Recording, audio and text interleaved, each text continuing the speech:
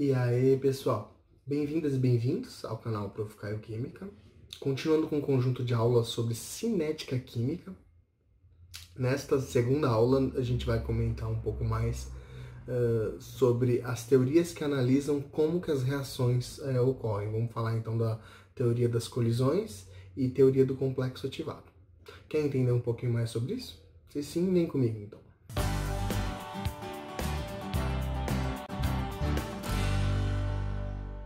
Vamos lá então, pessoal. Continuando com um conjunto de aulas sobre cinética química. Na primeira aula desse conjunto de aulas, a gente tratou um pouco mais sobre o que a cinética química está preocupada em estudar e comentamos um pouco mais também sobre a velocidade média das reações, né? Como que a gente faz para calcular, o que é. Ok. A partir dessa aula, o que a gente vai falar então especificamente, na verdade, nesta aula? Como que ocorrem essas reações? Isso é outra coisa que existem modelos dentro dessa área de estudo da química, da cinética, que ajudam a explicar esse tipo de fenômeno, né? De como ocorrem as reações, né? Normalmente, a gente sabe que dependendo das condições, uma reação ela pode ocorrer, por exemplo, de uma maneira mais rápida ou de uma maneira mais lenta. Só que, tipo, independente disso, como que faz para que uma reação possa ocorrer, né? Precisa haver contato ou não? De que forma que tem essa interação entre os átomos, as moléculas, para ocorrer esse tipo de coisa? Então, normalmente, duas condições elas são fundamentais para que qualquer reação química ocorra. A primeira que a gente pode salientar é que os reagentes eles devem entrar em contato de alguma forma. Então, em algum momento, ele vai ter que ter algum contato para que após esse contato, uma aproximação, né? Que após essa aproximação ocorram aí, vamos dizer assim, as modificações necessárias para que sejam formadas, né? Vamos dizer assim, outras substâncias e ocorra a reação propriamente dita, né? Além também de ter que ter esse contato entre os reagentes, normalmente tem que ter alguma também afinidade química entre esses reagentes. Então, se colocar, por exemplo, dois compostos, duas substâncias que não têm afinidade química para reagir nenhuma,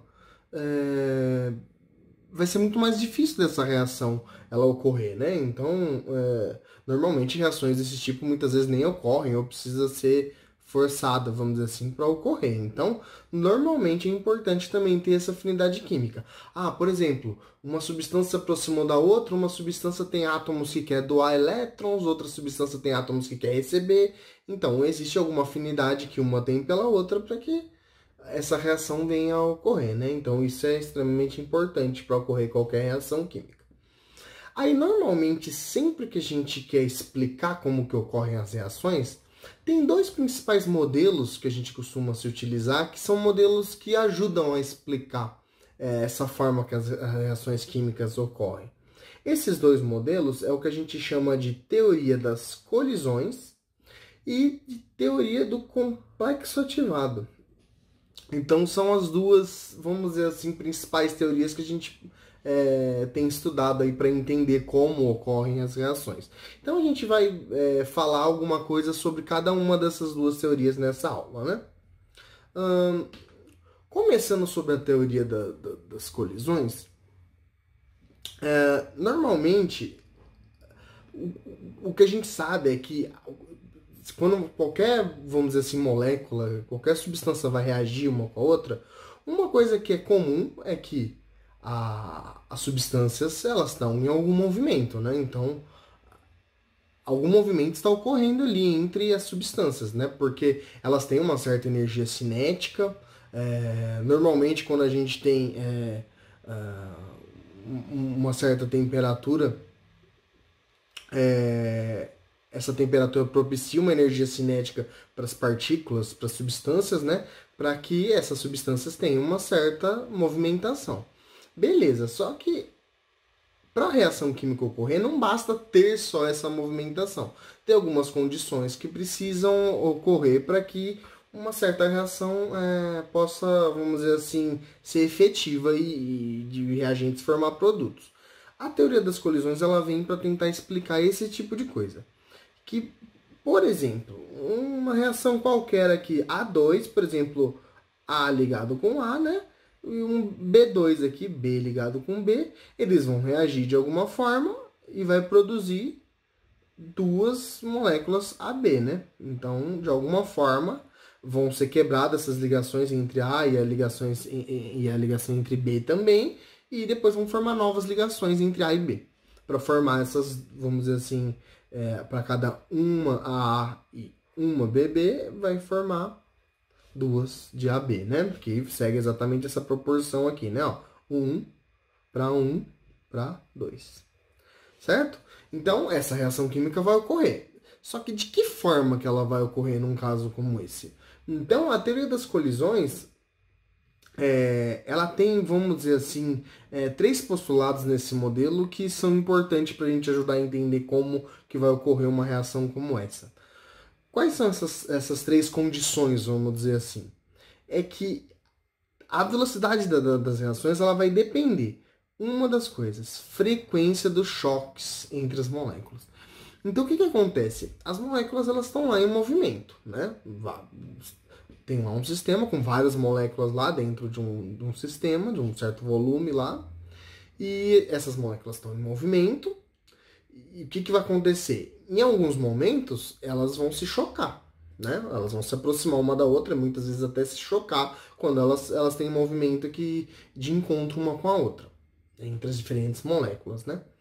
Normalmente, quanto maior é a frequência desses choques, ou seja, quanto mais choques por unidade de tempo, né? Tipo, mais choques por segundo, mais choques por minuto ocorre, maior a tendência da reação ter uma velocidade, vamos dizer assim, maior. Moral da história. Normalmente as reações vão ser mais rápidas quanto mais choques tem por unidade de tempo lá nesse sistema que tem as moléculas, né? Então, normalmente, sistemas que as moléculas estão se movimentando, vamos dizer assim, muito rápido, tipo, muito rapidamente, e tem muitos choques por unidade de tempo, normalmente isso vai fazer com que a velocidade da reação aumente proporcionalmente com essa frequência dos choques.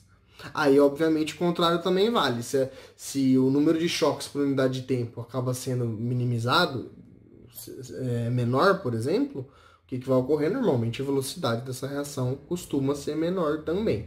Esse é um dos fatores, vamos dizer assim, que a teoria das colisões ela trabalha para tentar explicar a velocidade das reações e como ocorrem as reações.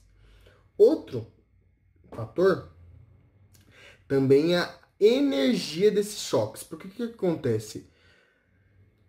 Pode ser que vários choques que aconteçam entre as moléculas, por exemplo, entre essas moléculas aqui A e BB, não tenham energia suficiente para fazer com que tenha a ruptura dessas ligações e, consequentemente, também a formação das novas ligações.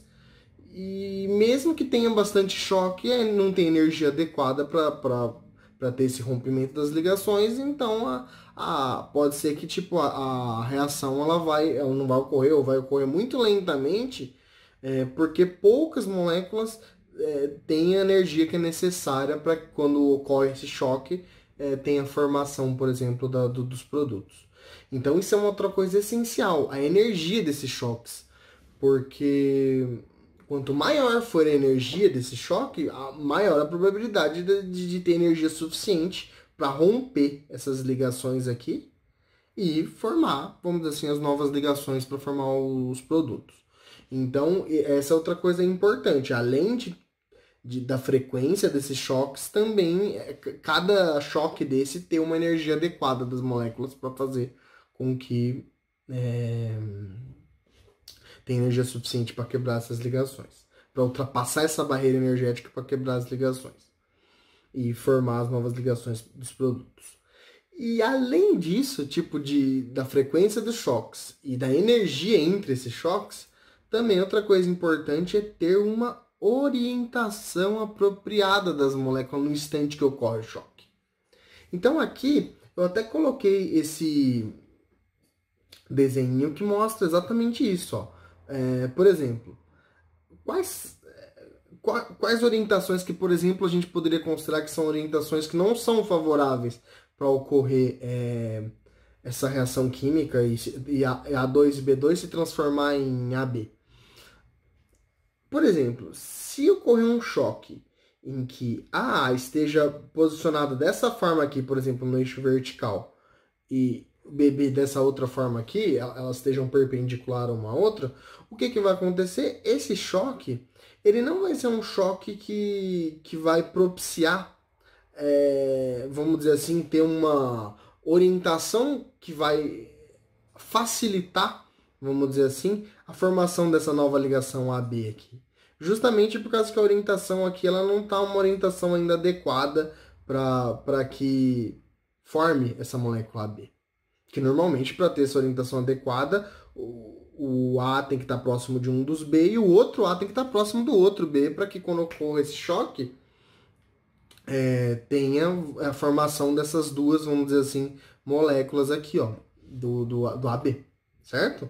Então, essa posição 2 aqui também não seria uma orientação adequada, porque também haveria o contato entre esse A e esse B, mas não haveria o contato entre esses outros dois aqui, ó.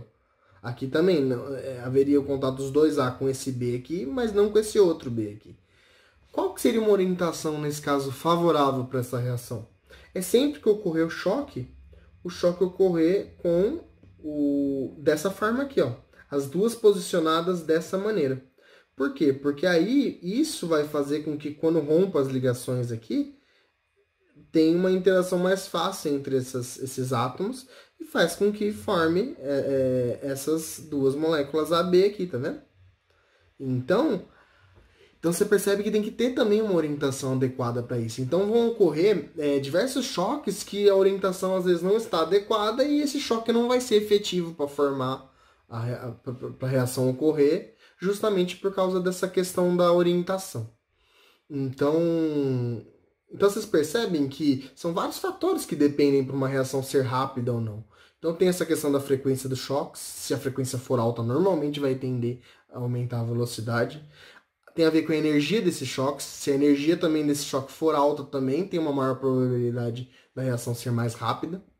E, além disso, ter orientação apropriada. Então, se tiver de alguma forma uma orientação, alguma coisa que faça com que a orientação fique apropriada e que todos esses choques, ou pelo menos a maioria deles, tenha essa orientação e tenha energia adequada, a probabilidade da velocidade da reação ser mais alta vai ser enorme.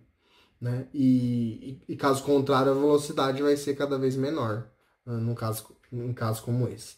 Então a teoria das colisões ela se baseia exatamente nesses três, vamos dizer assim, principais fatores.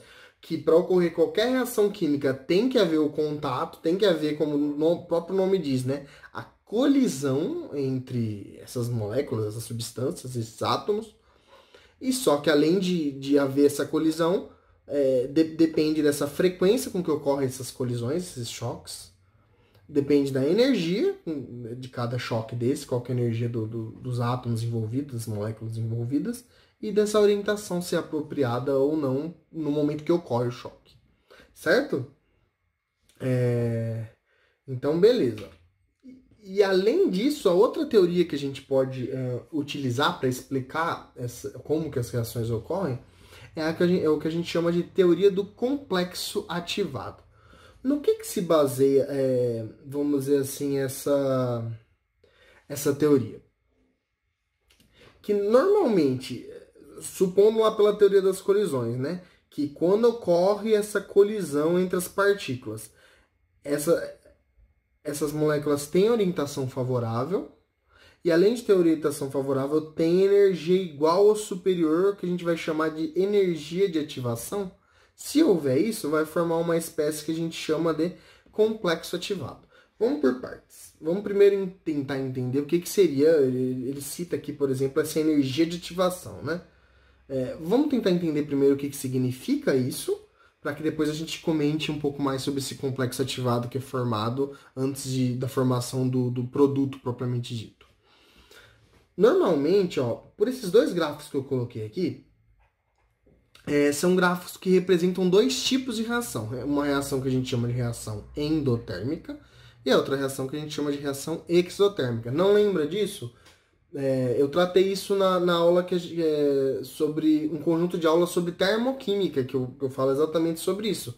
Mas basicamente as reações endotérmicas são aquelas reações que para ocorrer precisa ter tipo, após o momento que ela ocorreu, né? Tem uma absorção de energia no final das contas. E a exotérmica, essa reação ocorre e tem uma liberação de energia no final das contas. Tudo tem a ver com isso aqui, ó. A energia dos reagentes no início, no caso da endotérmica, é menor e a dos produtos fica maior, tá vendo aqui, ó? Olha a energia dos produtos aqui, ó. Ela fica maior do que tinha no início. Então, num caso como esse, para formar o produto, precisa absorver energia para aumentar essa energia. E aqui, ó, vocês percebem que dos reagentes para os produtos, olha o que está acontecendo com a energia dos produtos, ó. Ela está ficando menor quando a gente compara com a dos reagentes. Então, moral da história, ele libera energia depois que essa reação ocorre para formar os produtos. Tá, mas o que eu quero que vocês analisem nesse gráfico? Que independente, tipo, se é endotérmica ou exotérmica a reação, vocês percebem que em ambas, para o reagente formar produto, ele tem tipo como se fosse uma barreira aqui de energia, ó. Tipo que tem um máximo aqui de energia.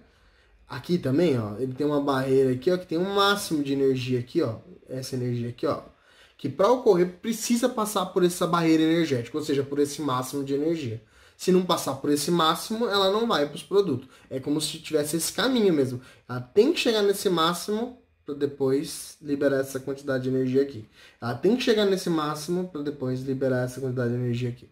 Então, justamente essa variação aqui, do tanto que tinha de energia no início, assim, quando era reagente, pro tanto que precisa até ele chegar nesse máximo de energia para ultrapassar essa barreira energética, é o que a gente vai chamar de energia de ativação. Então a reação vai ocorrer quando quando chegar nesse valor da energia de ativação para que depois ela transforme em produto. Que no caso de uma reação endotérmica, essa energia de ativação dessa forma aqui, ó, da energia dos reagentes até esse máximo. E no caso de uma reação exotérmica, também a energia dos reagentes aqui, tá vendo? Para esse máximo aqui, que é a energia desse complexo ativado, que vai dar também a energia da ativação, que está aqui. Então, em ambos os casos, ó, a gente compara da energia dos reagentes até a energia desse máximo. Então, a energia de ativação. Energia dos reagentes, tá vendo aqui? Até a energia desse máximo aqui. Beleza? Então, essa energia mínima que é necessária para que uma reação possa, vamos dizer assim, formar produtos. Ou seja, que uma reação possa ocorrer. Tá.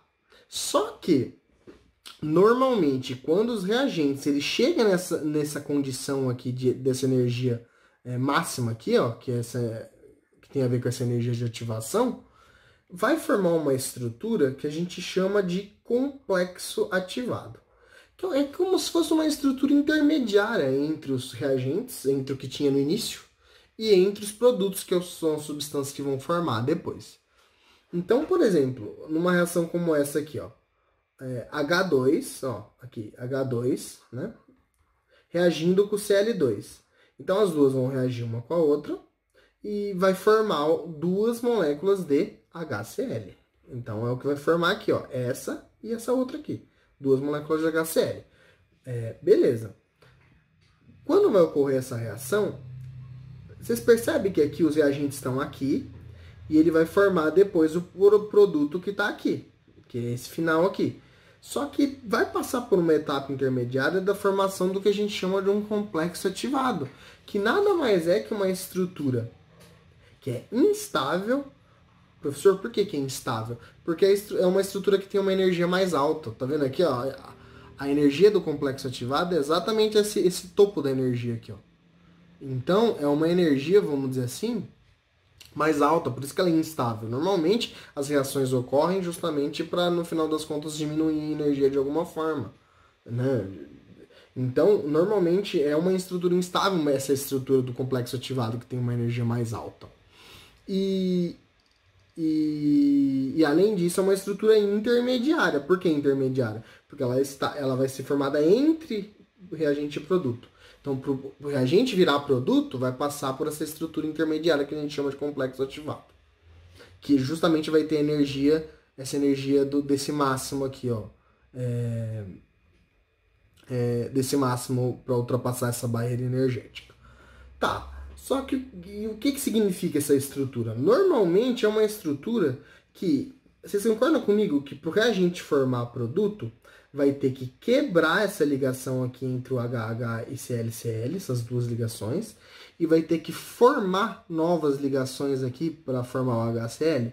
Então, no momento intermediário em que está ocorrendo a quebra das ligações entre os reagentes e a formação das ligações para formar os produtos, normalmente nesse processo intermediário que está quebrando dos reagentes e formando dos produtos, o composto que forma nesse momento é o que a gente vai chamar de complexo ativado, que ele vai ter energia alta, justamente por estar nesse máximo de energia aqui, e normalmente vai ter que passar por essa estrutura para chegar a formar os produtos. Então é essa teoria que sempre mostra isso, que os reagentes formam essa estrutura que tem uma energia mais alta, e a partir do momento que essa estrutura se converter nos produtos, a energia vai diminuir novamente, igual acontece nos dois casos aqui, ó.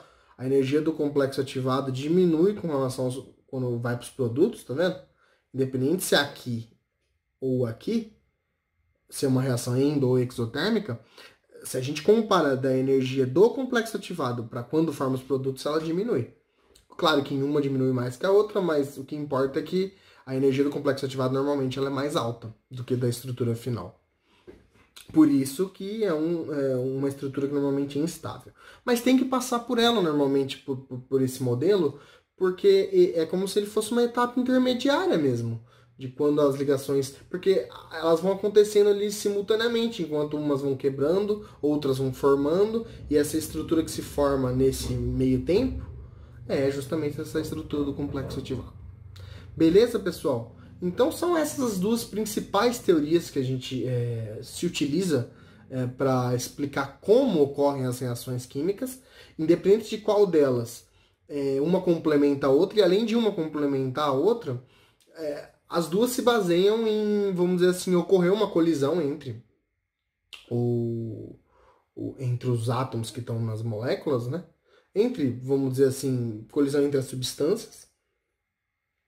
E em ambas também, tipo, tem que ter toda aquela questão de uma orientação também favorável, de uma energia igual ou superior dessa energia de ativação aqui, ó, que é muito similar também a que a gente falou da teoria das colisões, aquela energia do choque, né? E, além disso, vai ter que também ter se tiver uma frequência de choque alta também, tende a fazer com que a velocidade da reação seja maior. Beleza? Então, o que vai acontecer? Normalmente, as reações mais lentas são reações que vai ser muito comum. Casos que, por exemplo, a frequência de choque seja pequena. Além da frequência de choque ser pequena, pode ser também que a energia dessas moléculas também ainda está baixa para que ultrapasse essa barreira energética aqui, ó, do complexo ativado aqui, essa energia de ativação aqui. Então, aí os choques vão ocorrer, pode até ocorrer o choque, só que não vai ter energia suficiente para fazer com que forme, vamos dizer assim, o complexo ativado e depois os produtos. E além disso, também tem essa orientação também adequada. Então, tem todo esse conjunto de, vamos dizer assim, de condições que faz com que uma reação seja mais rápida ou mais lenta. Beleza? Então, basicamente era isso que eu tinha para falar sobre essa parte de como as reações ocorrem. Próxima aula a gente continua, né, com essa parte de cinética química. E vamos falar um pouquinho mais de ordem de reação, de lei da velocidade. Espero vocês até lá, então. Até mais, então, pessoal. Tchau, tchau.